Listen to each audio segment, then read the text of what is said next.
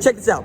In September, on the Fox Sports app, I wrote, you've got to be both Hollywood and hardworking to be the next head coach at USC. In a word, you've got to be talented, because if want to was all it took to get what you want, I'd be 6'6", 260 pounds, and walk around with a cape.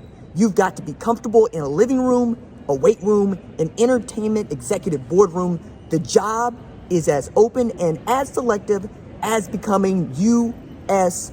president. USC might be the only program in the country at which they want their head coach to be more Hollywood than head coach.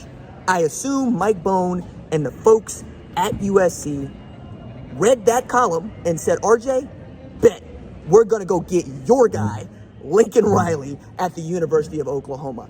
I am as shocked as you are, because this is absolutely at the top of your wish list if you are USC. I just didn't think they'd be able to pull it off, and I didn't think that Lincoln Riley had any reason to want to leave Oklahoma. He'd won Big 12 championships. He'd proven he could get to the college football playoff, and he was a part of this move that engineered Oklahoma heading to the SEC.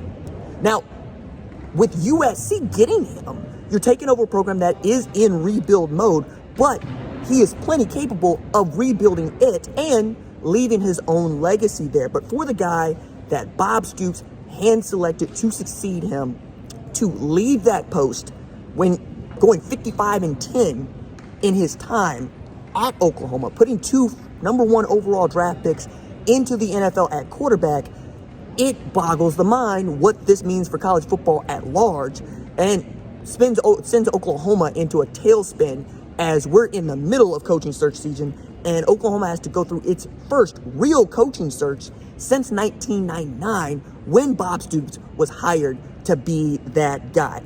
This is going to get a lot louder, and we're going to have more to say about it. But my first thought here is Oklahoma needs to put a short list together real quick, fast, and in a hurry, and then go ticking off that list, finding out who has interest and who does not, because that is the priority number 1 for the state of Oklahoma, especially knowing that Oklahoma is not going to win the Big 12 championship. They're not going to play in the college football playoff, and it doesn't feel as if you know what you have at quarterback any longer. I'm going to be curious to see which assistants choose to join him at USC. I'm going to be curious as to which players go into the portal to join him at USC, and I wonder how quickly he can turn USC around, because if there is a guy capable, yeah, it's Lincoln Riley. On the other hand, yo, dog, I'm an Oklahoma fan. What are you doing? Hey, kinfolk, I appreciate you for watching.